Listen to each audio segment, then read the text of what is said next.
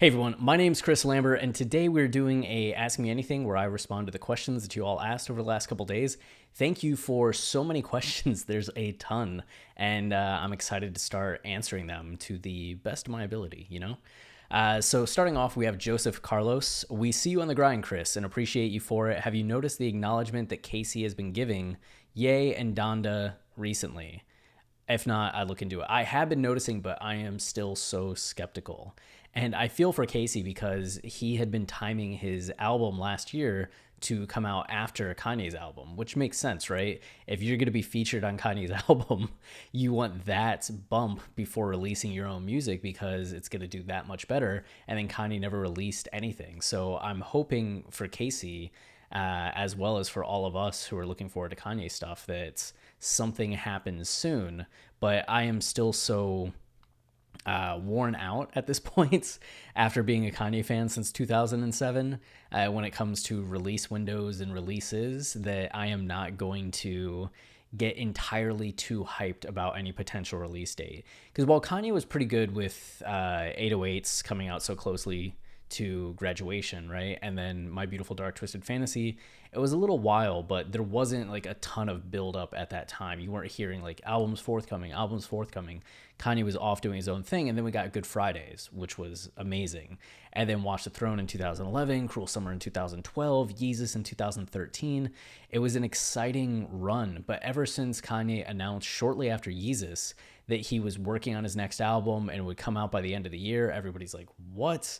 And then nothing for the rest of 2013, nothing for 2014, 2015. Like, oh man. So we're on 8 years now of Kanye album delays where I'm just kind of meh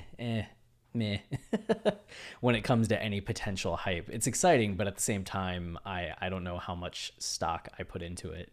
So what is your favorite Kanye feature? American Boy will always be up there for me. I just love the beats. I love how Kanye fits in. I feel like him and Estelle complement each other so well, and the song is just incredibly infectious. And it's not a traditional like rap feature, like in a rap song, right? But I don't know. There's something about that song that's just so catchy and infectious. If it's not that, then it's Run This Town, right? Or Haters. Both are great songs. I really love the Blueprint 3. So when do you think LP10 will release? Be honest. Being honest, I would say by the end of this year. I think sometime this year we're getting something, but we'll see. Why are you the GOAT? I just put out a lot of Kanye related content and have a lot of time to spend. So maybe that's why. I'm sure there are a lot of others in that category, but thank you, Rigo. And then Trey and Dead Ballers. So then we have Dylan, personal Kanye discography ranking. It's difficult. I mean, my top three end up being Yeezus, Life of Pablo, and My Beautiful Dark Twisted Fantasy, with Yeezus and Life of Pablo generally coming in ahead of My Beautiful Dark Twisted Fantasy, which I know is probably blasphemous to a lot of people, but bear with me. I just like them more. And that's because as much as I love My Beautiful Dark Twisted Fantasy, I think Yeezus is taking more risks, which I really appreciate. The attitude and aggression. And while My Beautiful Dark Twisted Fantasy is arguably prettier than Yeezus, I like the ugly aspects of that album. And then The Life of Pablo, I like avant-garde weird stuff, right? Uh, and Life of Pablo might be Kanye's most avant-garde album. All the songs are strange. The soundscapes are strange. It's a lot of form and function in the sense that Kanye is torn between which one. And then you have that duality coming back on Father Stretch My Hands Part 1 being so pretty, then Father Stretch My Hands Part 2 being so ugly. Famous being so pretty, Feedback being so ugly. You're seeing this back and forth dynamic happening over the first 8 songs on the album, and it's just getting at the tension of Kanye being torn between fame and vulnerability. And I just love how the album explores that. I think it's has more dimensions to it than My Beautiful Dark Twisted Fantasy, even if the individual songs of My Beautiful Dark Twisted Fantasy are more aesthetically pleasing, more impressive in a lot of ways. I just think the whole of Life of Pablo hits me a lot harder than the whole of My Beautiful Dark Twisted Fantasy. But we have those three kind of at the top, and then the rest, as I'm listening to them, I often think like maybe this is the best Kanye album, but I just return to the other three way more often than the rest. The others just kind of competes. They float around. Like sometimes the College Dropout's my fourth favorite. Other times it's 808s. I do really love Ye and Kids See Ghosts as much as the other albums. Jesus is King, I think, is a 10 out of 10 too, much to a lot of people's chagrin. I don't think I put it above a lot of the other albums just in terms of music in general, but I do think the unique experience that Jesus is King offers, you don't get from any of the rest of the albums in terms of soundscape, lyrical content, attitude. It's a happy ending. How many Kanye albums have a happy ending? Think about that for a second. So if you just want like a happy Kanye album, you really just have the College Dropout and Jesus is King. And sometimes that energy is really nice. Some people might say Ye and Kids See Ghosts have a happy ending, but that is a mixed bag. That's not my idea of happy. What else do we have here? How long have you been at Forbes, and what is it like working there? Also, keep up the great work. Love your content. So I'm just part of the Forbes contributor program, which is a lot less glorious, I guess, than being like a staff writer at Forbes. You still have hurdles that you have to jump through to become a contributor at Forbes. And you have to have somebody nominate you. You have to like impress them with your resume and a pitch about what you'll cover. So there's still hurdles to get in. But once you're in, you're just kind of doing your own thing. Like you have to stay in your lane.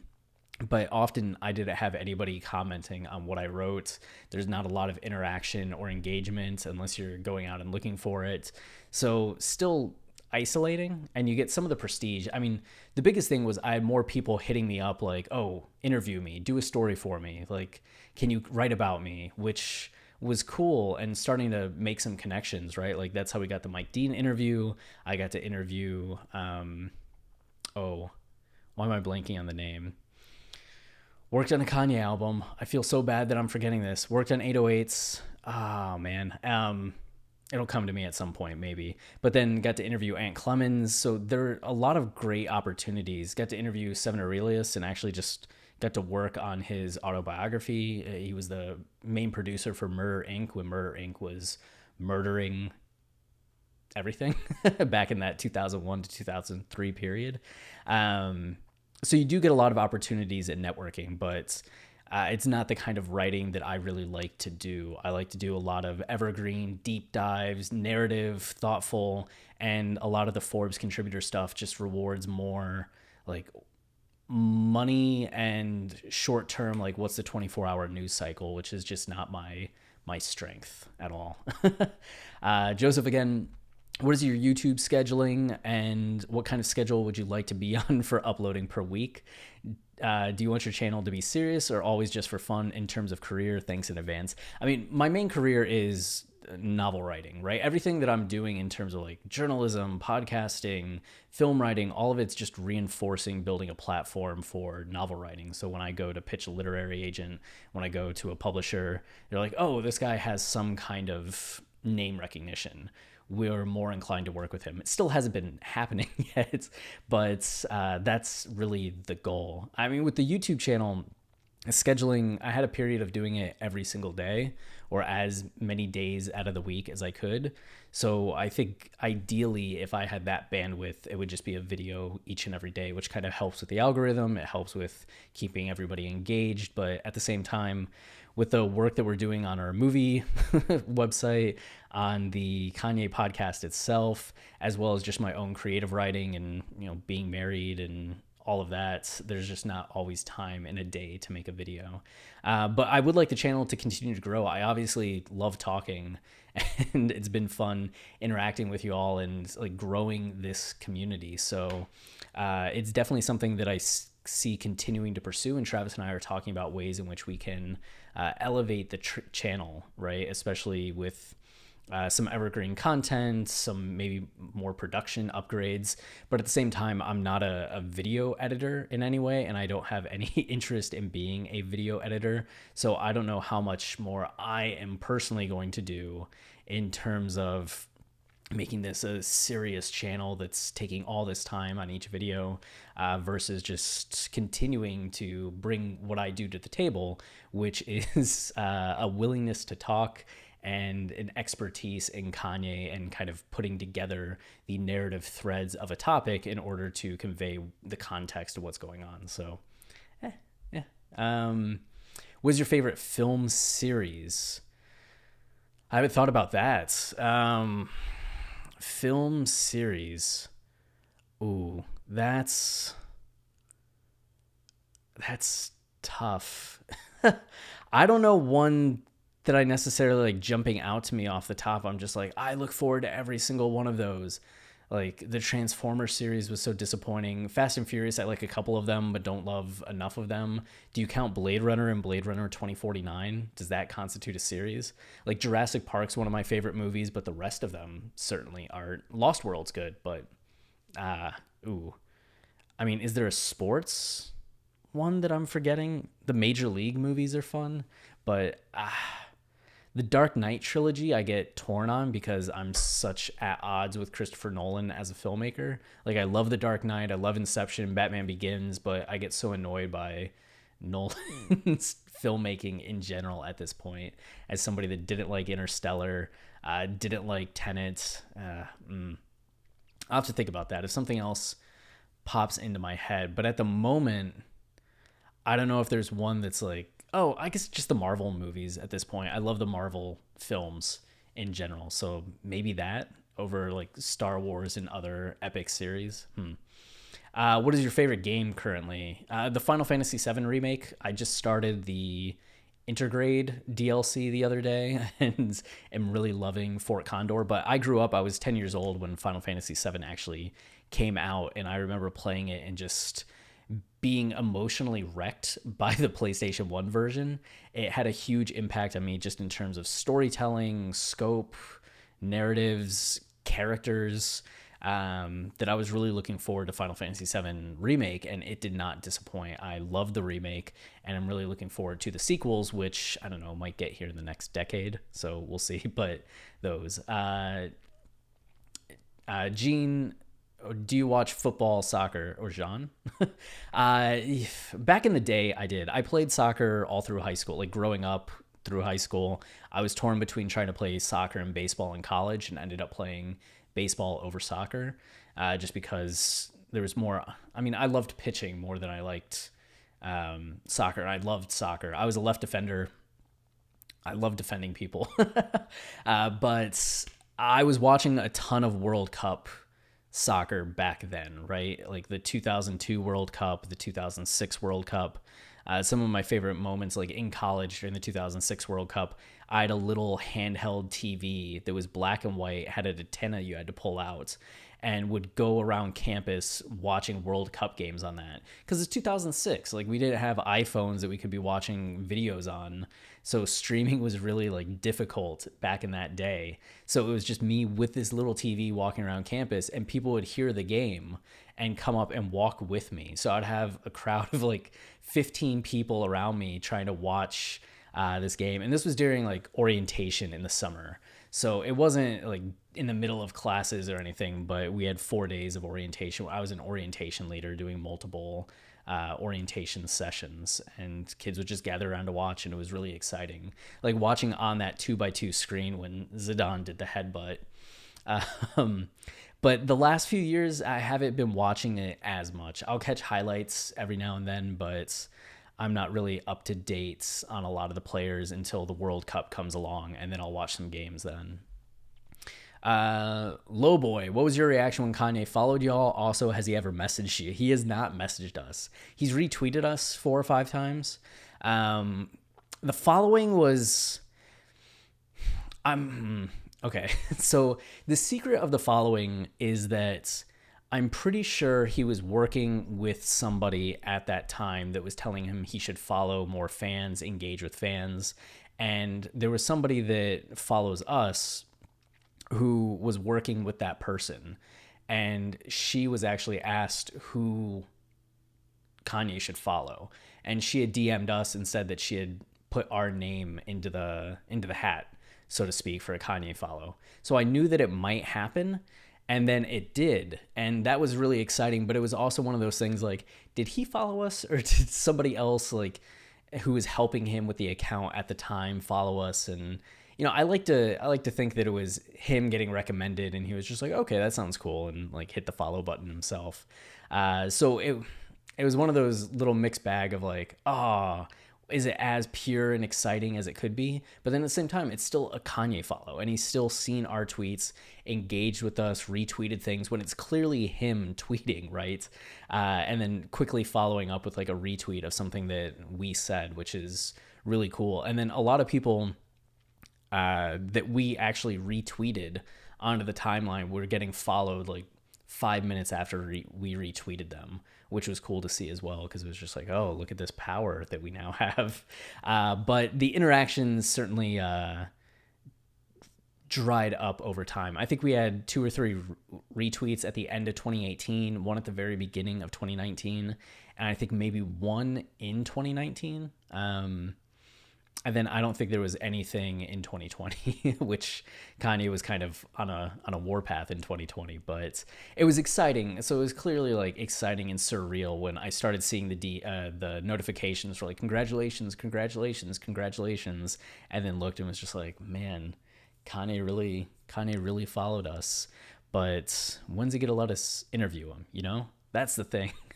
A follow's nice, but I want that interview. Trey, also, what's your favorite movie actor group? You look like you would enjoy the James Franco, Seth Rogen group. I did enjoy them, though it's hard to kind of look at James Franco the same these days, given all the stuff around James Franco. But I do love Seth Rogen. I love Jonah Hill. I enjoy them. I did like Leo, but not necessarily like his group and collective around him. I don't know if there's like a group that I'm as into as just like the individual actors. Like I was always a big fan of Brad Pitt's, of course, Fight Club being my favorite movie, Edward Norton as well, but they're just in a same movie. I don't know if you consider them a group. But I did really like them a lot. I thought Miles Teller was very charismatic, but it's been a little bit since we've seen him in something. Trevor, can I produce background music for either your vids or podcast? I would say yes, but with the podcast, we don't usually use a lot of background music, just kind of the opening and closing music. You can try working something up and sending it along to travis@watchingthethrone.com.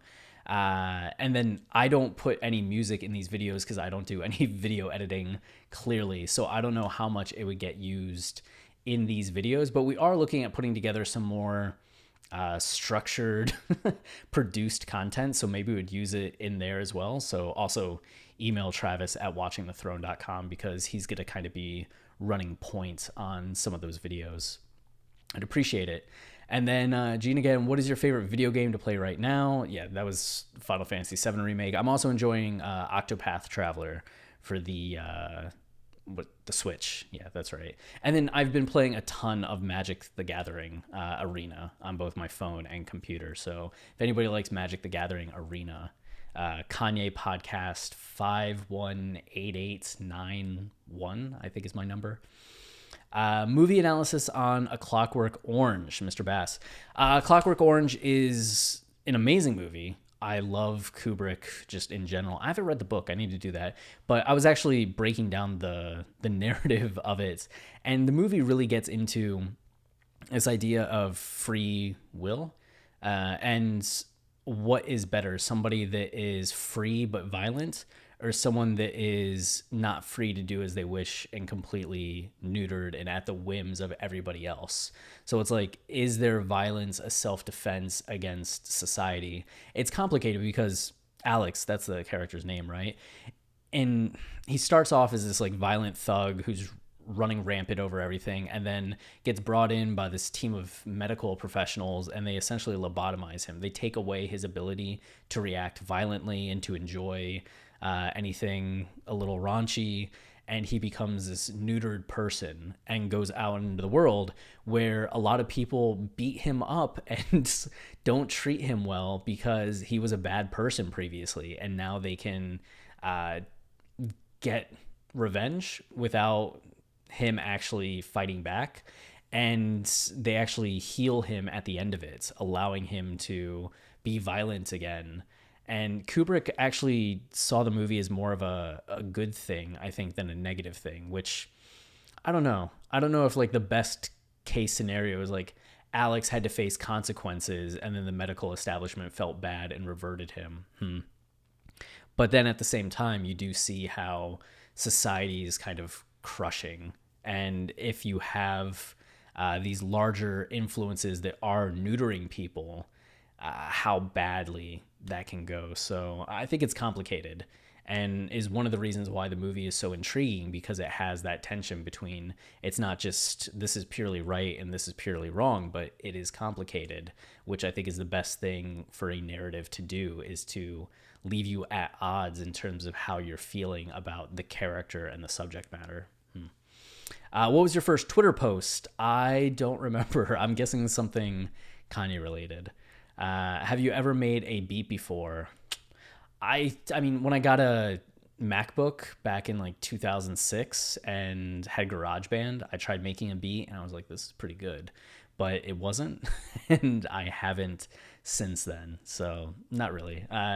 Music wise, I'm not really, it's not really anything I think about doing. What anime are you watching right now? I've been watching Iron-Blooded Orphans, one of the Gundam anime, and then Ajin. My wife and I were watching it. We got into season 2, like almost near the finale, and a couple of the characters were so annoying that we stopped. I'm gonna end up finishing it myself, but it had a lot of potential. The main villain, Soto, is that his name? I'm forgetting now. Sato is really cool. And if the show was just about Sato doing Sato things, I think it would be a much better show than some of the characters just being as annoying as they are. But Iron-Blooded Orphans, I think the first season was a lot better than the second season. Second season has been okay, but it feels like the animation is a little lesser and that the plot is a little more meandering. AL Cuss asks, how are you? I'm good. Enjoying the Texas heat. And I just, getting into some projects currently, still at work on the third novel, so that's coming along. How old is your corgi in dog years? In dog years, he would be, 1 year is 7 years in dog years? So he'd be like 11. He's about a year and a half right now, so he's in that 10 to 11 years old range. He's actually currently on the bed over here right now. Weaker track, Made in America or Hell of a Life? Made in America. Hell of a Life is my second favorite song on My Beautiful Dark Twisted Fantasy, with Blame Game being number 1. So Made in America is definitely the weaker of those two songs. What can you tell us about the technology Kanye was working on, not the STEM player, but the other education communication related? I still can't say anything. There still hasn't been a release or update about it. I've seen some video footage about it. I've seen photos of it, and I think there have been visuals that others have seen as well, but I can't really say anything more about like what it is, what it's supposed to do, what all I know. But it has been a few months since I've gotten any kind of update about what's going on there. So I also don't know if this is something else like the album that's kind of been shelved for a little bit. But all you can really do at this point is still keep a lookout on Kano Technologies. Celeste, favorite game of all time? Final Fantasy VII. I also really love the game PlayStation 1 RPG Vanguard Bandits, which I don't know if anybody else in the world has played or continues to play, but I love turn-based RPGs, and that and like Disgaea are two of my favorites. Will there be more merch besides the ice cream designs at some point in the future? We had such a bad go of it with merch. Whether like our first shirts that we did got copyright claimed, even though they were original work, because it was Kanye's face, none of the print-on-demand places would actually print them. So then we tried going with an original work involving the Dropout Bear, but a unique design of it with an 808s balloon and some other things. And that also, nobody would print it, which was really frustrating. And we sold like 40 of those in the first day it was up, and then had to return all the money, which was frustrating. And then with the ice cream shirts, we put out the designs. All these people are like, fire, fire, fire. Can't wait to get one. Can't wait to get one. And then I think they sold 2 shirts. And it was just like, okay. And then afterwards, people are just like, yeah, the design wasn't that great or interesting. Didn't feel Kanye enough. And it was like, okay. Well then. So I don't know if the garment game is what we're going to stick with when we can just be making YouTube videos and writing movie analysis pieces. Do all of the podcasts eventually end up on Spotify, or do some of them stay with Patreon only? At this point, all of them end up on Spotify. Patreon's getting ad-free versions, but everything is releasing to every other platform. I just started listening to you guys a couple of months back. I need to catch up on the podcast. There's a lot of hours of content for you, and we're about to dump a whole lot of episodes. We're trying to finish up the discography again, so we are actually making a push over the next 2 months to record a podcast every single day and just release the next day. So there's a lot on the horizon. Excuse me, Quinn, how long do you think it'll be until we actually see a new project from Ye? I guess sometime this year. Or 5 years? I'm guessing sometime this year. It feels like sometime this year. He's been doing too much work on music, I think, to not release anything and not be happy with anything. But who knows? The longest period we've gone without an album was the 3 years between Yeezus and The Life of Pablo, right? And then it was 2 years, and then it was a year. So we're coming up on 2 years now since the last project. So I would guess that something is coming. And usually it's tied to big life events. Like something happens in Kanye's life and he wants to work through it via music. And I think everything that's happened in the last year is definitely something that Kanye would be looking to work through via music. Aries, hey brother, I love your analysis. Ye music is really deep, so naturally it's easy to miss parts at times. I was wondering how we could let you know if we caught something that you didn't catch in advance. Knowing that we didn't catch something in advance is amazing. I don't know how you do that, but for example, I'm a huge Jesus is King fan because I studied a lot of philosophy, and he makes a lot of allusions, like the Tyler Perry 3 a piece part connecting to the Godhead. Thanks. Yeah, that's one of those things where I think it's an analysis to be made, but it's not an analysis that we would make. You could absolutely pitch it to us. Travis at watchingthethrone.com, and he forwards all those emails to me. We have a number of people that will send in kind of have you thought about the song this way pieces that way. So go ahead and send that over to him. And then BLVK, us Kanye community needs to stick together. Please follow me on Instagram at 33 Christ Year. Well, that is a free plug for you. Aries, have you played Kingdom Hearts series? Please tell me you have. I tend to, as I just said, I like turn-based RPGs. I tend to not be as into action RPGs. As much as I just talked about liking Final Fantasy VII remake, which was an action RPG, you could still just hit X and pause the battle and issue commands and do all of that. The Kingdom Hearts series, because it was so purely linear action, I never got into it. So I've never played. I tried playing the first one way back when, but haven't played any of them. I feel like you would have a great time trying to find the themes in the games. Yeah, I hear it's brilliant and meaningful, and a lot of people love them. On the surface, it's lame, but there is good character development and storytelling. I'm sure there is. Ezra's channel, what are your top 3 features you want to see Kanye do in the future? Man, I said earlier I'm very weird. I would love to see Kanye feature Disturbed, Tool, and Green Day. I think those would all be very fascinating collaborations. I'd love to see just Kanye and like some rock people.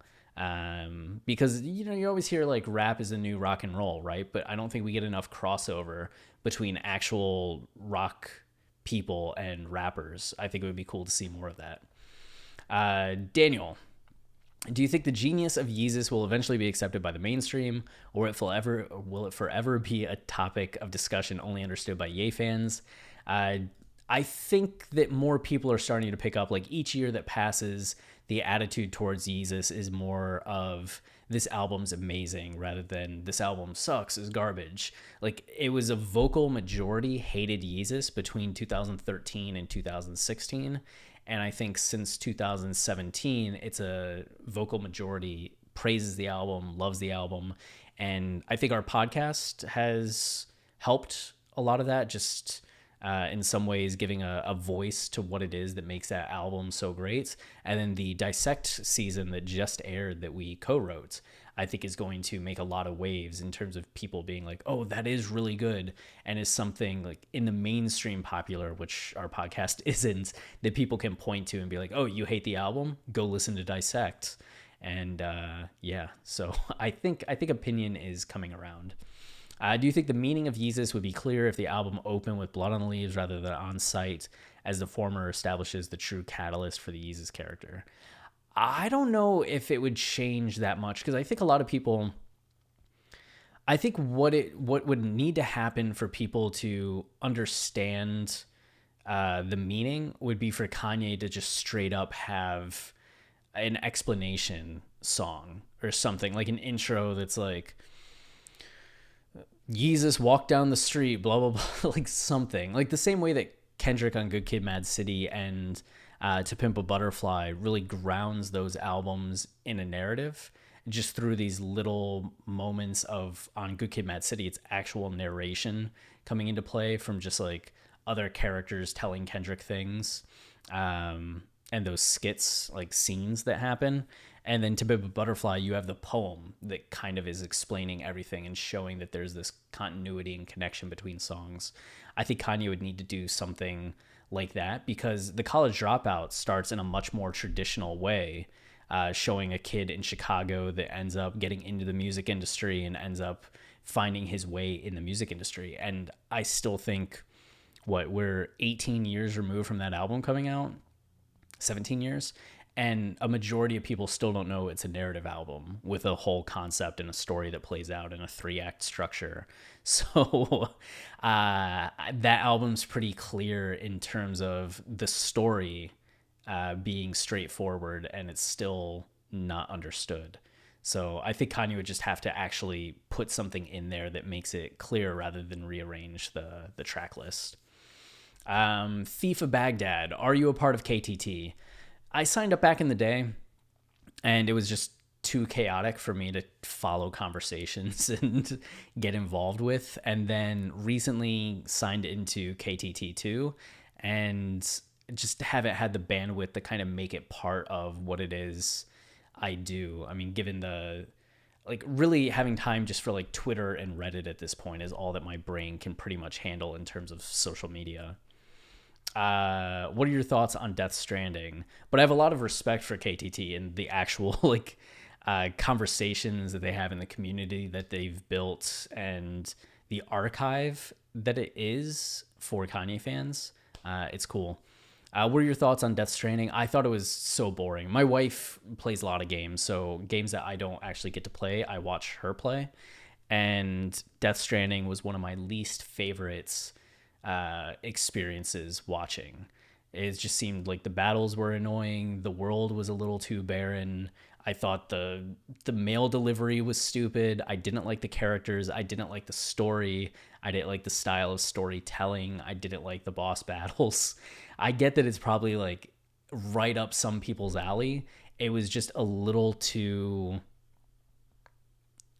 frustrating to me, where I'm like, this could have been cool, but it should have done this, this, and this, and it needed to be a little bigger in terms of this, this, and this. And I guess that it was supposed to be minimalist, like it's this post-apocalyptic world, and you're supposed to have this sense of space and emptiness.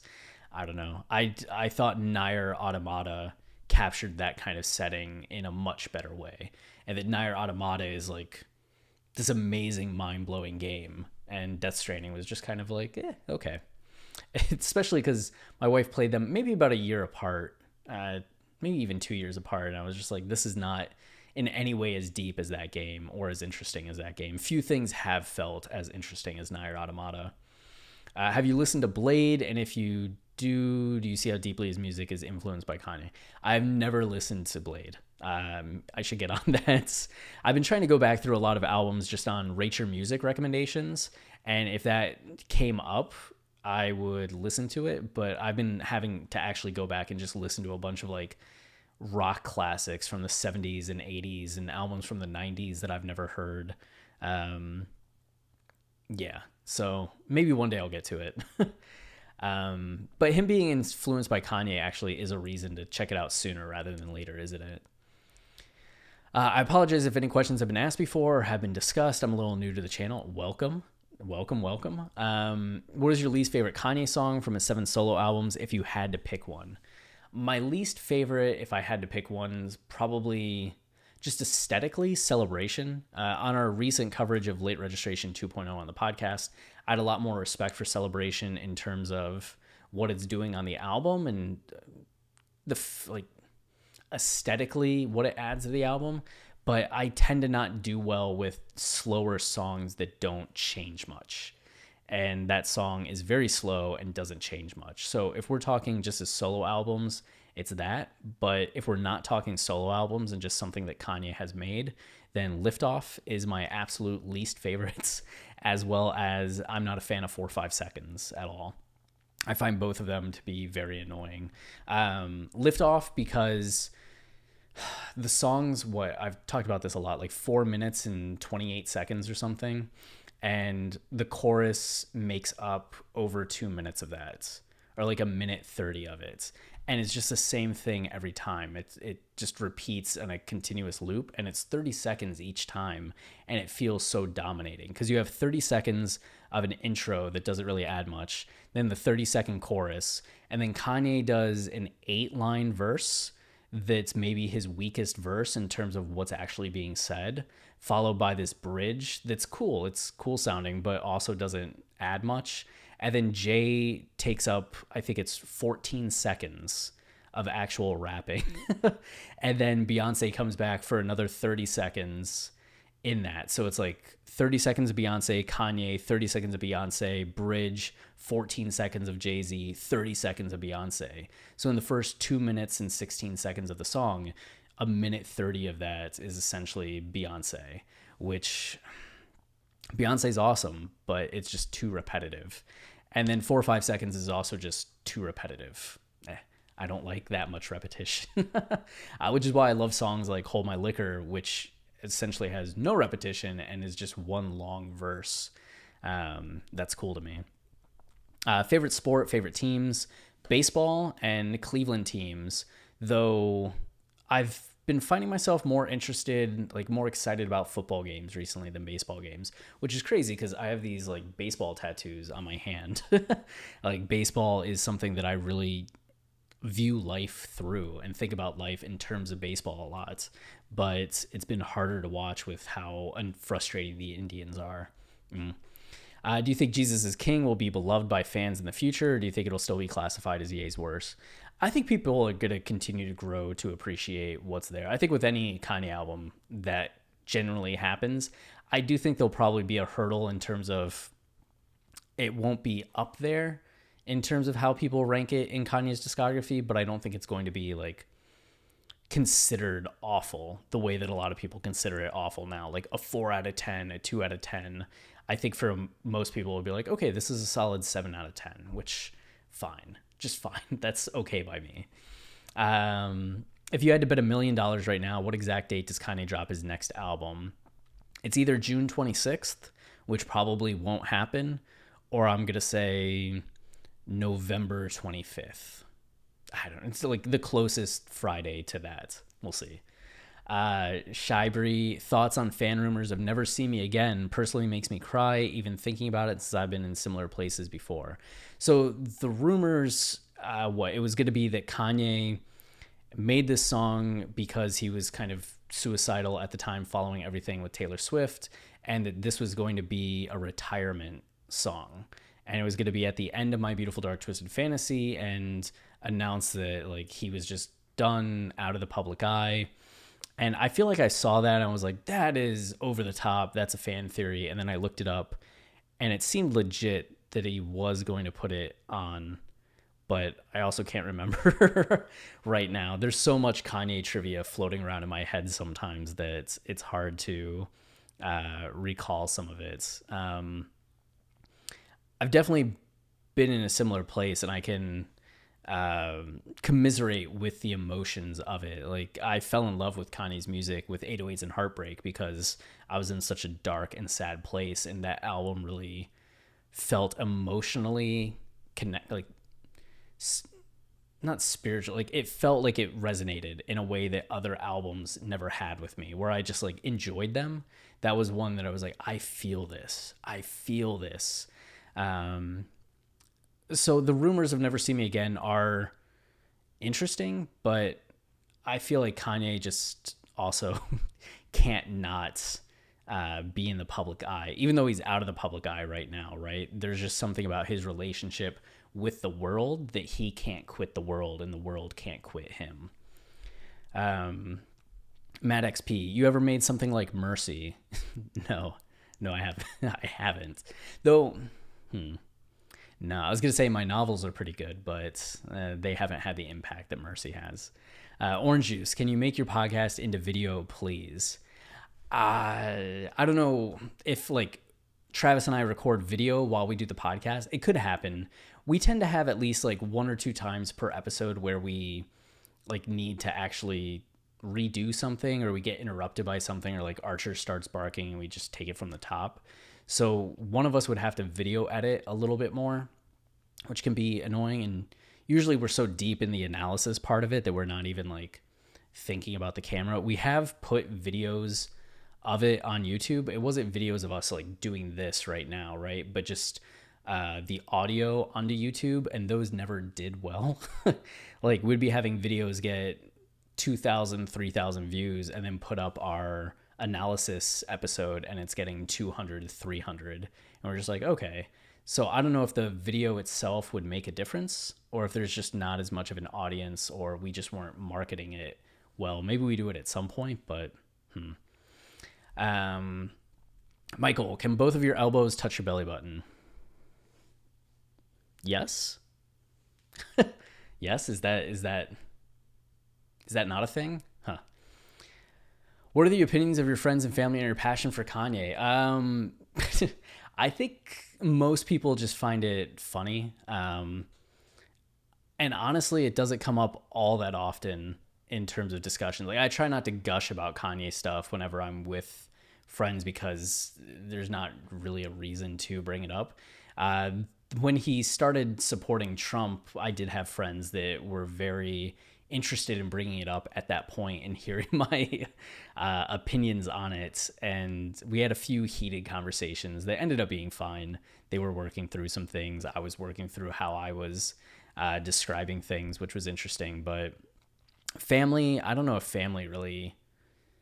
I don't have, like, my parents have passed. I don't have any siblings. And I'm close with, like, a couple aunts and cousins, but we talk, like, every now and then. And Kanye doesn't really come up with anything. So it's not something that comes up all that much in conversations or discussions. My wife actually gets asked questions about it more often than I do, which is funny. Bosnian, what would you do if Kanye DM'd you? I'd just be like, can I interview you about your relationship with movies? That's the interview I want to have with him, because it's never happened before. Favorite producer? Kanye? I know that's a cheap answer, but Kanye. I know other producers are good, but I don't pay attention enough to like the production world to really point out another one. I could say like Just Blaze makes some good ones, or like Timbaland makes some good ones, but I don't know if I'd be able to sit there and be like, oh yeah, they're my favorite for this reason, and this reason. What's your goal for the channel? I would like the channel to... I would like the channel... What is the goal for the channel? I mean, I want it to keep growing. Like, I think that Kanye fans deserve discussion about Kanye from someone that actually isn't trying to exploit the discussion about Kanye. I mean, I'm still making money doing a YouTube channel, so you could say I'm exploiting the conversation, but I don't think it's as clickbaity. I don't think it's as like wanting to go with an agenda that's like negative or driving a narrative in the way that other outlets do. So I think that I respect Kanye so much as an artist that I do have a goal of just being a resource for fans that they can come to and be like, okay, this is a good context that I'm not seeing the other outlets talk about when something happens, and this gives me the information I need to have conversations with friends, family, other people about this subject. So, I mean, just continuing to build up and have an impact when it comes to analysis of music, appreciation for music, and uh, information regarding Kanye topics and narratives. And a ton of followers or subscribers would be nice too, you know? How did you become a Kanye fan, and what's your story like, and how and when did you start listening to Kanye? So I actually saw Kanye in concert in 2004 and didn't realize it. I was dating a girl in high school, Amber, and she loved Usher. So I surprised her with tickets to go see Usher Confessions Tour. And I remember when we got there, my dad drove us up to Cleveland, dropped us off, waited outside the stadium. God, what a champion. And we saw the Usher concert, and I remember I liked the guy that opened for Usher more than I did Usher, but I didn't remember his name. I knew it was like a cool K name, but I didn't realize it was Kanye. And I'm from a small town in Ohio, 5,000 people, and I was listening to like Eminem and like radio rap at that time, but I wasn't necessarily getting like a bunch of CDs. Like I had Outkast songs downloaded, but didn't have Outkast CDs downloaded. I had Nelly songs downloaded, but not Nelly CDs. So I wasn't listening to a ton of radio, so didn't hear Kanye on the radio.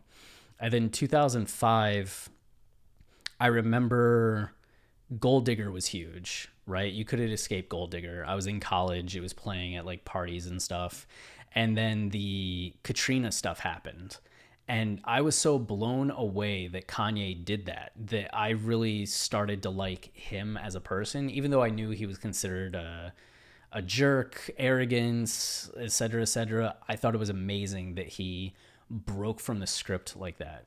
But I tried listening to his discography, especially when Stronger came out and Graduation came out. I was like, I'm gonna listen to Kanye's discography, and I started with Graduation, and I disliked Barry Bonds and Drunken Hot Girls so much that I just stopped listening.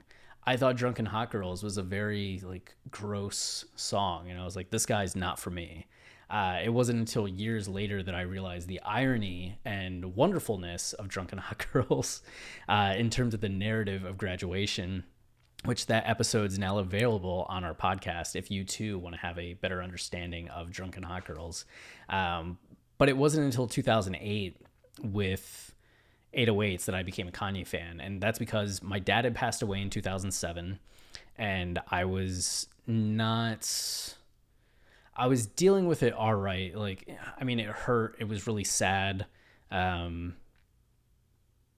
felt a lot of pain over it, but at the same time, I still had my mom there, and I knew I had to help her. She was devastated. And I also knew that if I let the negative emotions consume me, they would consume me. And that I could either let that emotion do that, or it could drive me and inspire me. And I wanted to have that experience, right? I wanted it to push me up the mountain rather than drag me into a swamp. So I was motivated in the wake of that, but still emotional, right? Still raw. And I just studied abroad in Australia in the spring of 2008 and got back from that and was in my senior year at Case Western Reserve University in Cleveland and hated it. Like, Australia was amazing. Cleveland, not so much. And Case sucked. I hated it. I had great friends there, but I hated the classes. I didn't want to be there. I kept trying to drop out. I seriously was going to drop out fall semester of my senior year, and got yelled at by everybody and told how stupid that was. But 808s came out, and I remember catching Heartless on the radio, and I thought it was amazing. And it kind of rekindled me going back to Kanye and just listening to that album, knowing that his mom died, knowing how sad he was. And we're talking like Cleveland winter. I'm just sitting in my dark apartment with my two friends and just listening to that album on repeat, feeling like I was angsty over a girl I liked that didn't like me back. I was sad about my dad. I hated being in Cleveland in the winter. I wanted to leave and go do other things. So that album just really hit hard. And that's what made me really feel a connection to Kanye and really excited about his music because I had never heard albums that sounded like that. So I was all for My Beautiful Dark Twisted Fantasy. I also loved him interrupting Taylor Swift. I thought that was amazing, the same way that I thought the Katrina stuff was amazing. It needed to be said. Her video sucked. It shouldn't have won. I mean, it was impressive, but it sucked. It shouldn't have won. But it was impressive, but it shouldn't have won. Okay. On site. When you're coming up with a work of fiction, where do you get the idea for the story from? It's usually sparked by like something, or sometimes I just start writing. Like my first novel, I was just trying to write flash fiction. I'd give myself a time limit and have to write a story in that time limit, like 20 minutes. And I just wrote this story of this guy who is sitting on a bench and watching a girl eat an ice cream cone. And he goes up to her and tries to have a connection with her. And I had this vision that he sees it going well, when in reality, it was just him sitting on the bench, right? He never actually had this conversation with her. And this covetous gaze that he had and how kind of creepy that is. And wrote that and then thought like, oh, who is this guy? Why does he have this vision? Why does he have these fantasies? Where could that go? And that led to first and second book. And then the third book, the one that I'm currently working on, there was somebody that posted in Nextdoor about how their dog was out and it was 1 a.m. and it was they just were looking for help even though they knew it was late. So I actually went out and I was looking for this dog in this neighborhood in Austin, kind of going around being like, dog, dog, dog, and wondered what would happen if I turned a corner and just saw a group of dogs having a meeting, and they all kind of turned and looked at me like, what are you doing here? This is our dead of night dog meeting. Get out of here. And then that turned into me thinking, what if they were all around a larger dog, and that there was actually some like mysterious large dog that other dogs went to that was kind of their dog god in the middle of the night that nobody knew about. And I just started like going down that path of like, okay, what would this god dog be? What like effects does it have? And that's currently what story I'm developing, which then COVID happened. And I was like, okay, how can I work in COVID and have this be a metaphor for COVID? A lot of it is just those nuggets of ideas, then putting it onto another story that, oh, this is like this, but also like this, but unique in this way. Like what was the thing with Alien, the movie Alien? They're like Jaws in space. That was how it was pitched. And yeah, it's still unique. It's its own thing, but you can see how the person would have an idea for this alien and they'd be like, oh, it's like Jaws. It's something similar to that. Like with the dog story, it's like, oh, it's like Godzilla, but it's a dog. What Yeezys are your favorite in your collection? So you can see them back there. It's the zebras or the triple black reflective. I thought the zebras were some of the coolest shoes that I ever saw and was so hyped to get them. But then the triple black reflective, just how they look in the light is so cool to me. I love both of those. Yeah, those would be my favorites. What else do we got? How much would have The Life of Pablo sold if Kanye would have released it everywhere since the beginning? A lot. I think a lot. But I don't know what the specific number would be. How long is this video even? Maybe we should, 53 minutes. Okay, let's cut here and make this a part 1, and I'll come back and do a part 2 tomorrow, okay? My throat's starting to go. So appreciate all the questions. I will be back to finish this up. I mean, you could probably just jump to part 2 tomorrow if you're watching this later. I don't know. But thanks for all the questions. I'm going to continue to answer them. Until next time, stay wavy and keep it loopy.